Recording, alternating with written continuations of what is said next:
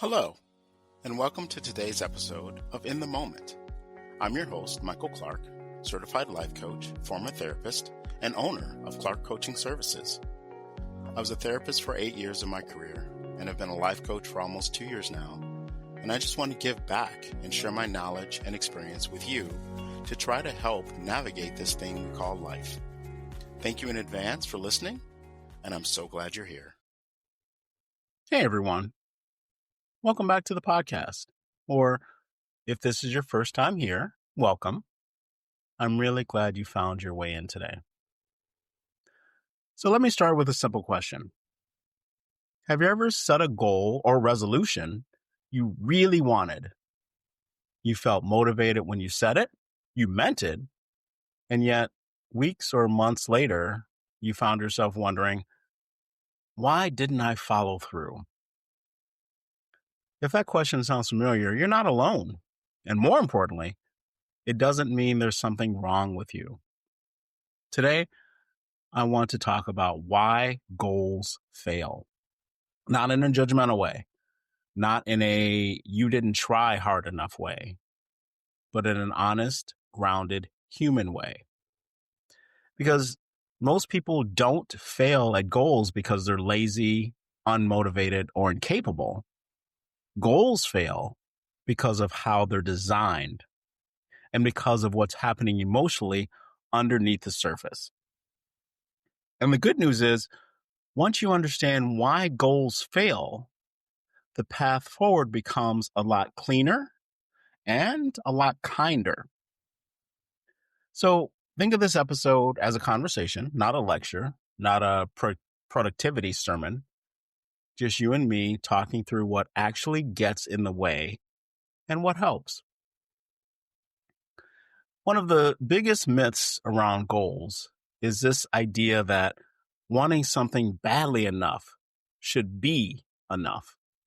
We tell ourselves, if I really wanted it, I'd do it. If I cared more, I'd be consistent. If this mattered, I'd follow through. But motivation doesn't work like that. Wanting change is important, don't get me wrong. But wanting change does not automatically create clarity, structure, or momentum. Think about it. You can want to get healthier, feel more confident, improve your relationship, grow your business, get organized, make more money, feel calmer, feel more in control, and still feel completely stuck when it comes to where to start. That gap between desire and action is where most goals quietly vanish. Let's talk about something I see all the time in coaching. People set these huge goals, and on the surface, that sounds great. Goals like, I want to lose 30 pounds. I want to change careers. I want to finally feel confident. I want to get my life together. I want to stop procrastinating. But here's the problem. Big goals without structure don't create motivation. They create overwhelm, stress, anxiety, and depression. When your brain looks at a goal and can't see a clear path forward, it doesn't get inspired. It gets protective. It says, this feels risky. This feels unclear. This feels like failure waiting to happen. So instead of moving toward the goal, we hesitate, we delay, we wait for the right time. We do more unnecessary research. We plan trying to make it perfect. We think about it more. And eventually, we avoid.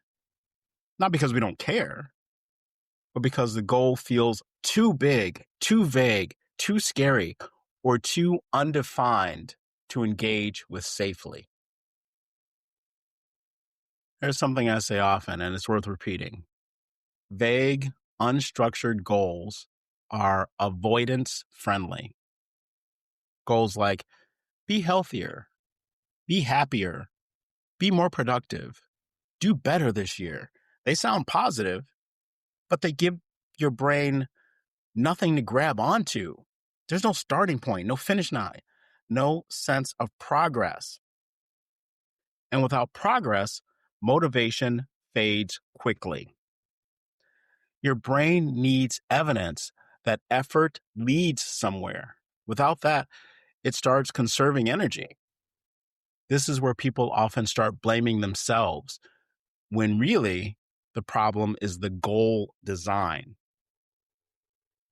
This is where I want to bring something I've talked about before and something I use constantly with clients.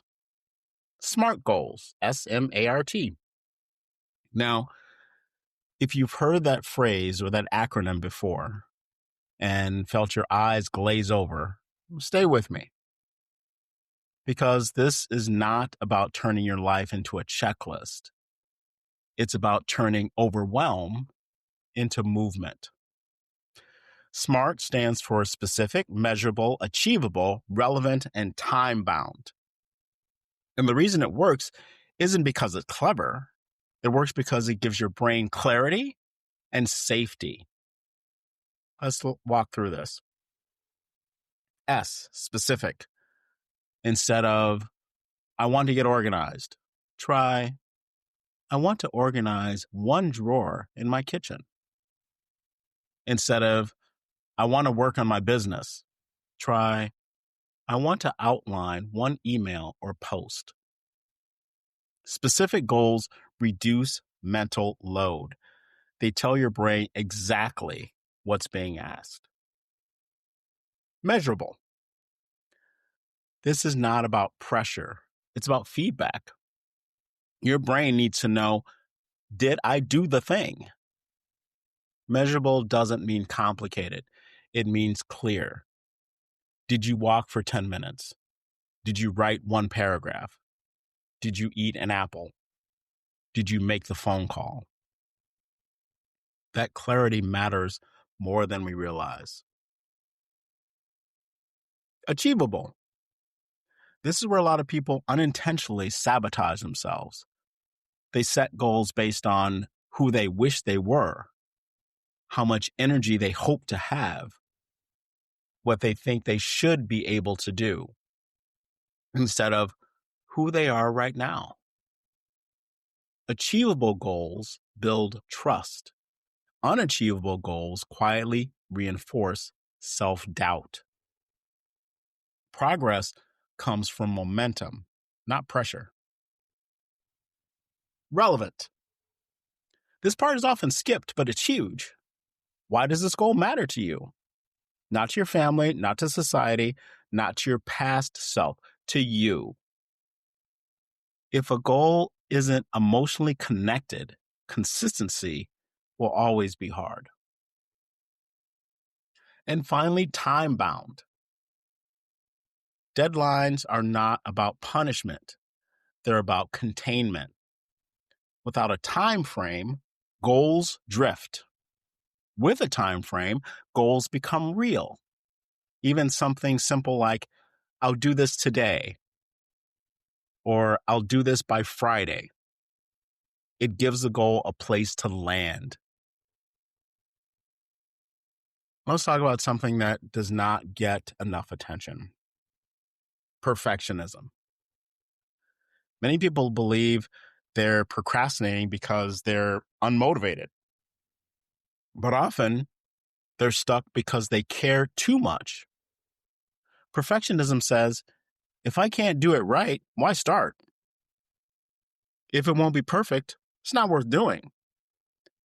If I fail, it means I'm a failure. So instead of taking imperfect action, people wait.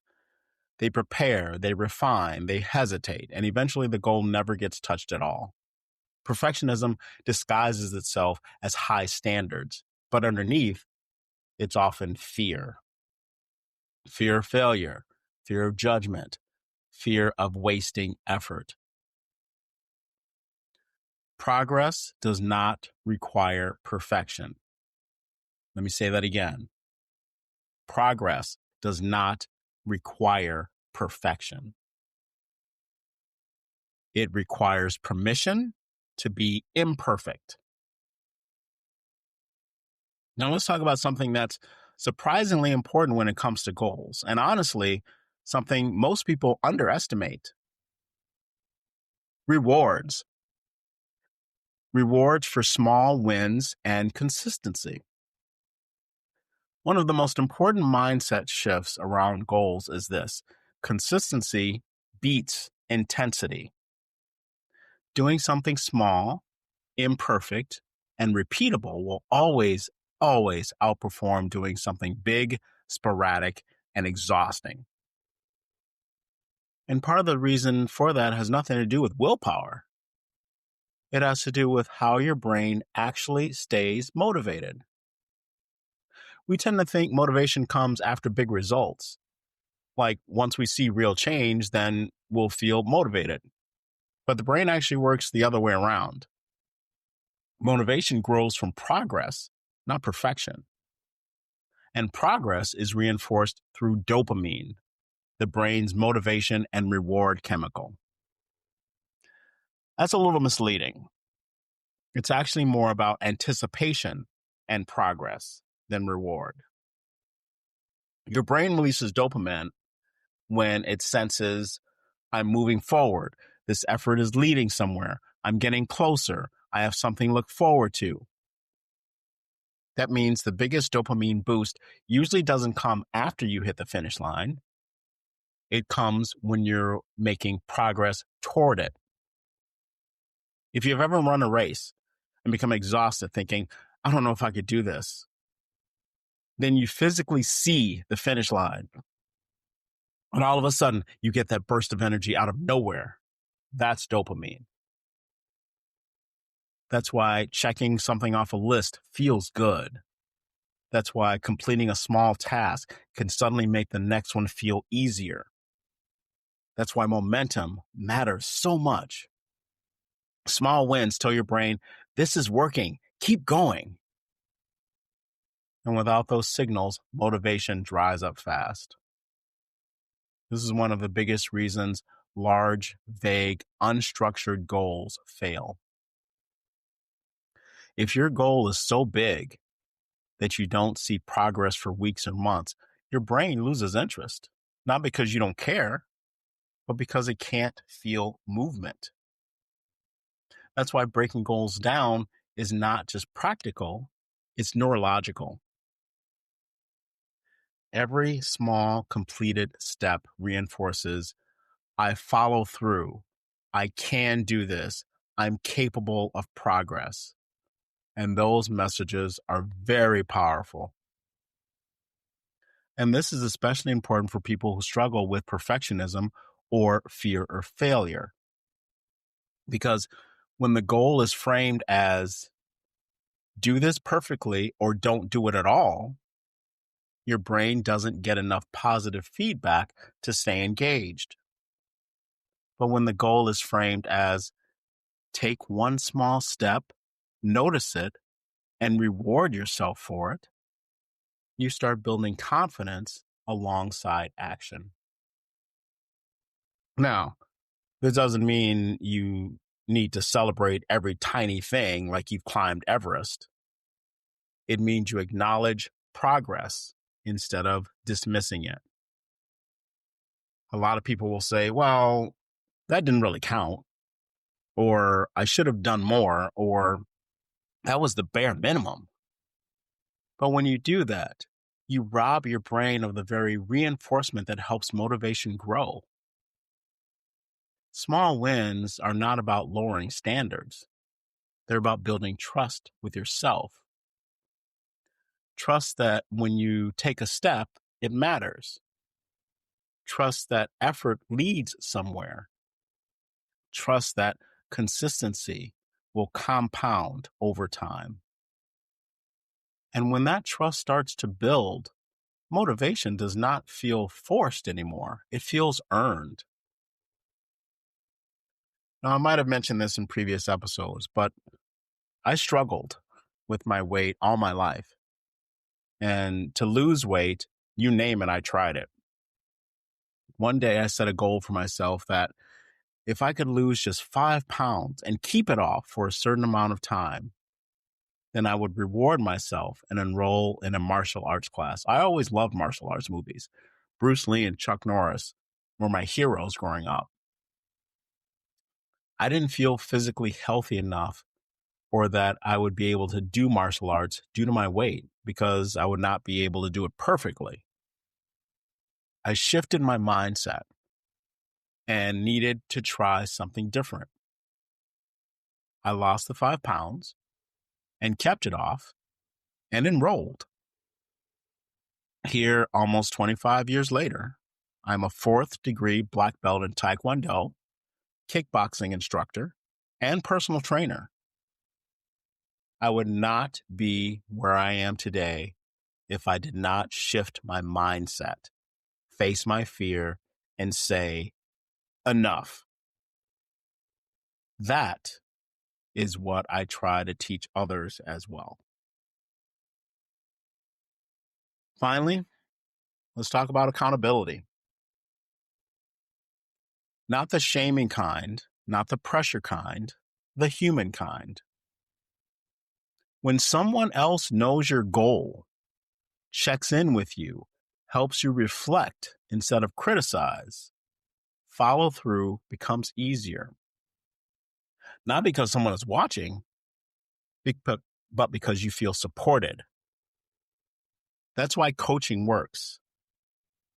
That's why community works. That's why we're not meant to do change alone.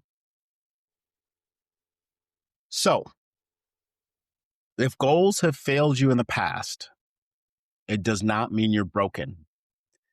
It does not mean you lack discipline. It does not mean you're incapable. It means something in the design wasn't working. And design can be changed. Start smaller than you think you should. Reward progress, not perfection. Build momentum, not pressure. And be kind to yourself along the way. If you want support breaking goals down, building structure, or untangling what's really getting in the way, that's the work I do. You can always learn more at clarkcoachingservices.com. Thank you for spending this time with me today. Take care of yourself, and remember, progress does not have to be perfect to be real.